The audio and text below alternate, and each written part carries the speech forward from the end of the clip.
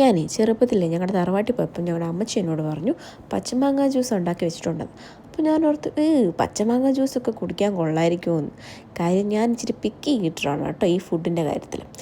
എന്തായാലും കുടിച്ചു നോക്കിയപ്പോൾ എനിക്ക് സംഭവം ഇഷ്ടപ്പെട്ടു. ഈ പുളിയും മധുരം ടേസ്റ്റൊക്കെ എനിക്ക് ഭയങ്കര ഇഷ്ടമാണ്. അപ്പോൾ എനിക്ക് നന്നായിട്ട് അത് ഇഷ്ടപ്പെട്ടു. അന്ന് ഇതത്ര ഫേമസ് ഒന്നും അല്ല, അധികം ആർക്കും അറിയത്തൊന്നുമില്ല. ഞാനാണെങ്കിൽ ഇത് വീട്ടിൽ ചെന്ന് ഉടനെ അമ്മയോട് ഉണ്ടാക്കി തരാൻ പറയുകയും ചെയ്തു. അങ്ങനെ ആ ഒരു സമ്മർ ടൈമിൽ നമ്മളിത് 2-3 പ്രാവശ്യം ഉണ്ടാക്കുകയും ചെയ്തിട്ടുണ്ട്. ഇതൊരു 10-15 കൊല്ലം മുന്നത്തെ കാര്യമാണ്.